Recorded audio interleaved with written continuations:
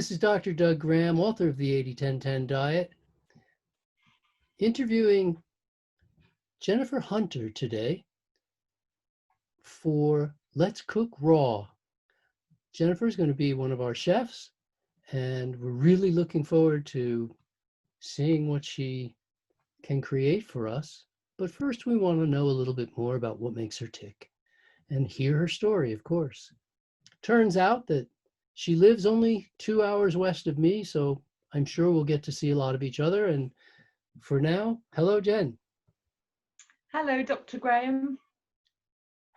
It's truly a pleasure to have you on the show. And I just want to find out a bit about you, starting from the early days, and we'll just move forward right into your perceptions of the future. Sure. Did you have a health history that interested you or attracted you to raw foods? Were you raised on a standard diet? Give us a little bit about that background. Well, I was raised on the standard diet, which during the 1970s meant some fairly wholesome home-cooked food. And then moving through into the 80s, processed food came on board big time with the microwave oven and ready meals. And then moving through the 90s, it was eating out, drinking, having a good time, socializing. And eventually that all catches up with you. I mean, fortunately, I'd taken a holistic hard left turn, quitting my teaching career to become a yoga teacher. And I dedicated several years of my life studying in India. So I had a sense that food could be healthy. And I was in fact working at a holistic festival when a friend of mine crawled out from her yurt with this amazing bowl full of food. And I just wanted to eat whatever she was eating. It was like a light bulb went off in me, and she had a bowl of raw food. She had some fruit and some greens and some plant milk. And so my initial interest in the diet was just an instant recognition that I want to eat this way. Mm. However, that was towards the tail end of the 2000s, and living in Glastonbury as I do, which is an alternative scene that attracts a lot of seekers of different kinds, we had a regular visitor in the form of David Wolfe. And he would come and hold these great gatherings around a bonfire with his poncho on, talking about cacao and spring water. And it was really energizing. It was a moment in time. So I started raw food in that year, and I made some headway. I understood about greens, but I just got lost with superfood. I got lost with just piling things into a blender, food from Peru, food from goodness knows where, and I didn't have a plan, I didn't have an outline, and so I couldn't sustain that for very long. So it's common. It's a well trod road. So I carried on with a healthy-ish version of my own diet, which was based on various modalities. But in the meantime, my health was starting to decline. And by the time I came to revisit raw again, which was, just over 5 years ago, I was in a pretty poor place. So my initial attraction to the diet was spiritual and lifestyle, but eventually my health caught up with me, and it was my health journey that really came front and center. And I had a dream about raw food. I'd just been in with the gynecologist because I was having a very stressful and frightening time with my reproductive system. And he'd outlined a number of very dramatic sounding options. And there was just no way I was going to do that. But I was very confused and I didn't know which way forward. And thankfully that night I did have this raw food dream where I saw a glass of green juice and a large multicolored salad. And it was like, okay, then back to raw. So that was my second jumping off point. Mm. And what kind of things have happened? Have you seen some health benefits? Well, I would say it goes beyond improving health to a total lifestyle transformation, because I could pick off some fairly major conditions that resolve themselves. I mean, my reproductive system settled down within 8 days, and this was just increasing raw food. It wasn't going all the way. I started to lose weight. It just fell off. And I would have to say I'd persevered with a starch-based diet a couple of years before, and got some way with starch-based, but I knew the starches weren't good for me. And when I got onto fruit and the weight came off, it was just witnessing almost a daily miracle.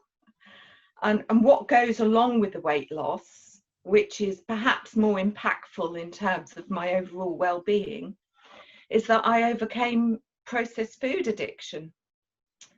Because I'd shifted to whole foods, I was researching quite heavily, and I came to understand that processed foods were creating dopagenic surges in my brain and leading me to have cravings and want more, whereas eating the whole fresh fruit just kept my brain calm and stable. Mm. So a knock-on effect from that was that my intermittent depression, which at times had been quite severe, resolved itself, because I believe a lot of my swinging mood was due to swinging brain chemistry, and also because I had lowered self-esteem as a woman carrying an extra 2 stone through life. And then, you know, I could keep going with the physical things. It was like dry skin, mucus, constipation, body odor, small things. But what it adds up to is that before I got back into raw, I was living in a state of dis-ease. Yes, I could say I've got this, this, and this that's wrong with me, but my whole body was out of whack, and my whole being was out of whack. And it took about 3 years for my well-being to surface, but it became a whole person, whole well-being, by which I mean the body became leaner, lighter, cleaner. You know, everything was easier physically for me. My mind was calmer, and then beyond that, my joy returned, and that's when you know you're doing well in life, when you feel excitement and the higher positive moods. And my creativity returned, and my desire to connect with people. So really, yes, that's what we're talking about when we say health, don't we? We mean the Absolutely. whole No, person. total health. Being satisfied and balanced on every level of being. Okay, so you get these insights, you make these changes, you're becoming you're growing as a person. You're not a new person, you're just growing into your potential as a person. Um, how did that affect social life, family life? Were there issues at that end, or did it all go well? Well, I'm blessed to live alone, which meant that I could have dominion in the kitchen. So that simplified things. It meant that I could get things done at home well and have a very clear foundation. But going out into the world, I would say, is mastery level for raw food, because it's so easy to come a cropper, because it's out there. Rich food is everywhere, even in raw food circles. Sure. And I'm extremely fortunate in Glastonbury that I've got 3 long-term raw food friends living here. In fact, we had a sort of mini lunch together yesterday, and it's fabulous. And I've been running community potlucks for the last 3 years, and really enjoying that, because it's all about sharing and being with people and enjoying what you eat. However, my friends do enjoy a richer diet than me. They have a richer mix, and they do enjoy the gourmet treats. So I had a very hard and fast learning curve to adapt myself socially and come to terms with decisions that I had to make about what I was going to put on my plate. Does that make sense? Sure. And your family was accepting? Yes, I mean, my family are way over in East Anglia, and they have an awareness that I'm living a very alternative lifestyle. Um, because I did quit a very conventional setup to you know, emigrate to India and learn yoga. So they've come to expect certain things from me. But certainly when I visited them in those early days, I would always take a juicer with me, and I took my mother foraging for wild food. And they're supportive, but they're not interested enough to try it for themselves, if Yeah. that makes sense. Yeah, that's common. So Mm. tell us a little bit about your professional interests and if Mm. or how those have changed as a result of your diet change. Well, indeed. I mean, I started a holistic career almost 2 decades ago, when it became very clear to me that I couldn't sustain myself living at breakneck speed in London as a teacher. I had a lot of responsibility as a head of department, and as I mentioned, back in the 90s, going out to eat, Cafe Rouge, Pizza Express, you know, it was an unsustainable lifestyle. And I'm grateful that I stopped when I did in my early 30s, because it gave me plenty of time to explore other options. So as I'd mentioned, I'd brought in the yoga. I also studied plenty of different bodywork modalities, and that became a professional focus for me, and I had a successful yoga career. But then the raw food just, it blossomed for me. It blossomed in my own life. It was such a blossoming. And I have taken a professional training, which will be concluding shortly. And I decided that I wanted this training to be for myself. Now, I do have to say that my ideal training is Culinary Skills Week. Okay. Well, great. That is number one on the wish list, because the food brings me joy. And I think, as with any form of art, it takes a master to conquer simplicity, you know. For example, Matisse started off, you know, portraiture. He would do like a very life realistic portrait. By the end of the career, 3 squiggles, masterpiece. And Sure. equally with raw food, it's very easy to put cashews, oil, salt, and flavorings into your dish and come up with something that everybody loves and wants more of. But I think it takes another type of talent to make something beautiful with peaches and tomatoes. Does that make Absolutely. sense? Of course. So I agree with you that, wholly. yeah. So my interest is in having a wide repertoire of low fat, whole food, stimulant free plant dishes. I have taken a slightly more gourmet training, because that's what's available. I had to do an online training, but I have no interest in recreating those dishes for myself on an ongoing basis. But yes, I took that. I'm waffling now. I That's took okay. that training to deepen, to really go into something that was working for me. Because if something's working for me, like the yoga, I'm not afraid to turn my back on a career and run with it. Mm-hmm. I'm not afraid to go as far as I can go into the rabbit hole, because generally I find the deeper I go, the more it enriches me, and I love to learn. Yeah, sorry, I'm a bit lost now.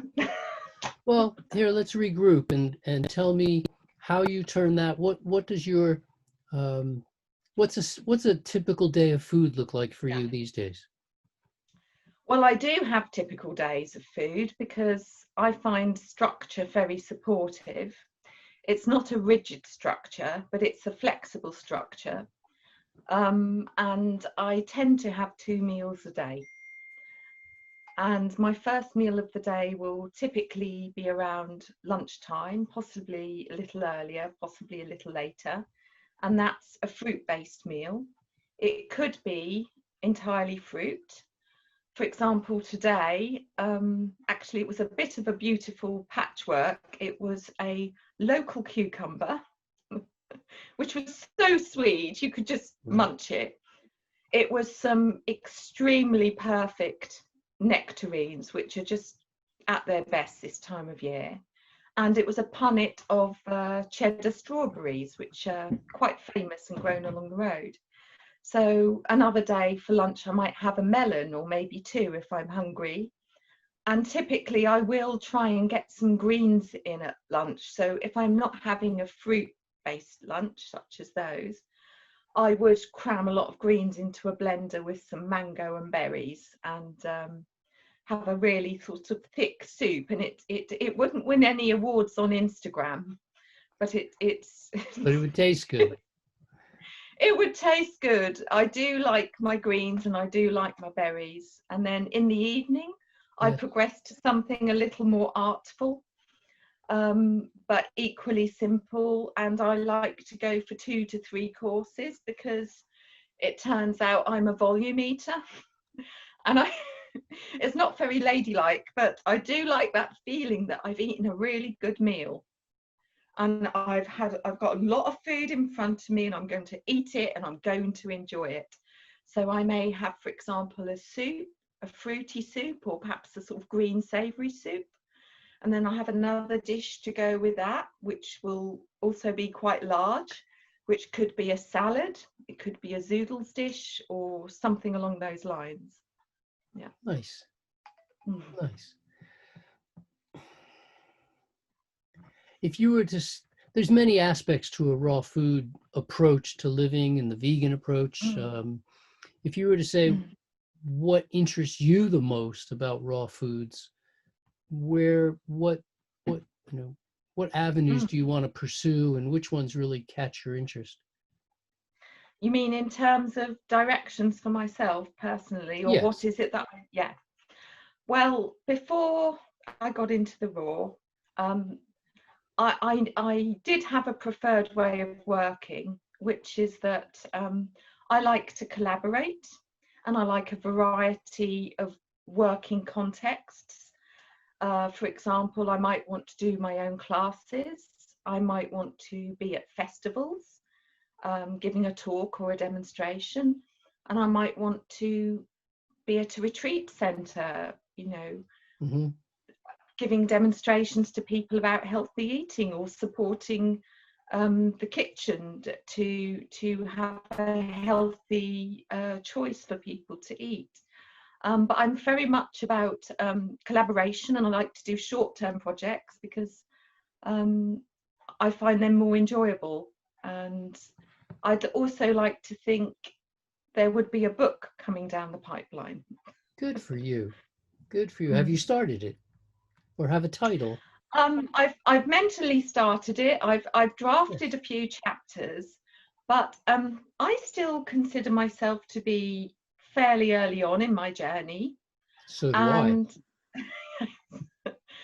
and I suppose as you progress into any love affair with any modality, it reveals things to you over time, and you get new insights and new inspiration.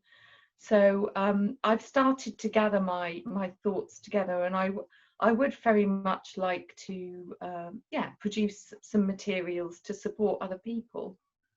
Mm. Okay. Um, this is a funny question, I guess, in a way, Mm. but do you have any favorite authors either within raw food or Mm. health, or even Mm. outside of that? Are there specific authors that people that influence you? Well, that's a good question, and you'll see my rainbow above I my love the head. rainbow. Live the rainbow. Actually, that is one of my sayings, is eat the rainbow. I'm all about the rainbow. But yes, that is a distilled, collated, curated collection, and 80-10-10 is on there. But because I've done a long run up to Raw, I've read, I would say, the pioneer teachers such as yourself, such as Gabrielle Cousins, such as Brian Clements, Anne Wigmore, and they've all had something to say, although it wasn't until I read your book that it was like, well, this is more of a blueprint than you know, kind. tributaries feeding into the river. But I've read all kinds of books on holistic health, psychological health, personal transformation.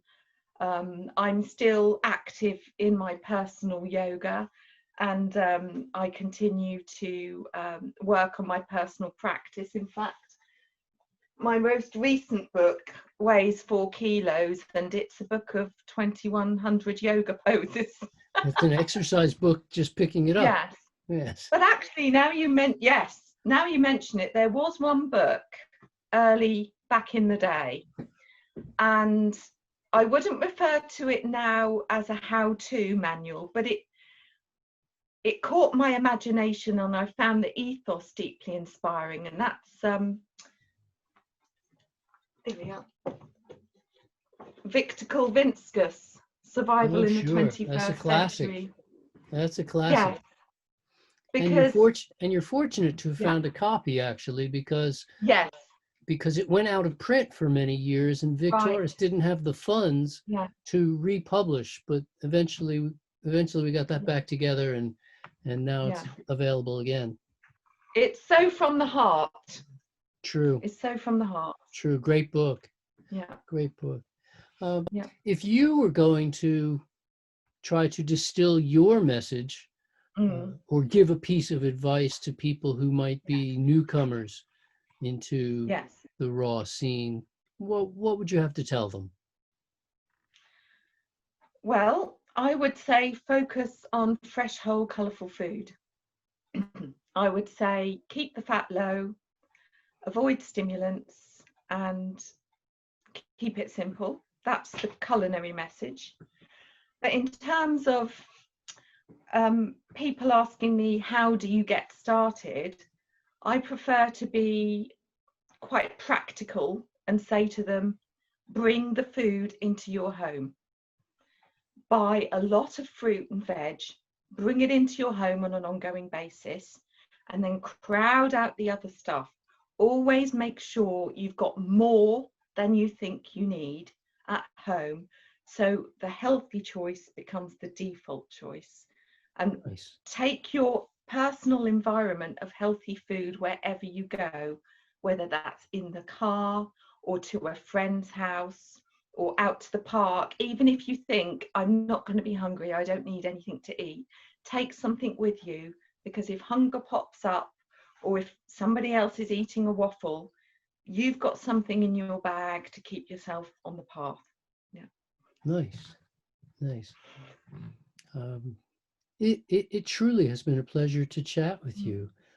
If there's anything else you'd like to tell people, of course, we'll show them on our website how to get in touch with you, and so you don't even have to worry about that. But if you had anything else that you would like to tell your viewers. Yeah, I would say raw food is a gateway to greater health, joy, happiness, and creativity, and walk through that gateway and discover what it can do for you. Fantastic. Jennifer, it's been a real treat to speak with you today. And I look forward to having many more opportunities to do that. And I do hope you get to come to Culinary Skills Week. That'll be a real treat.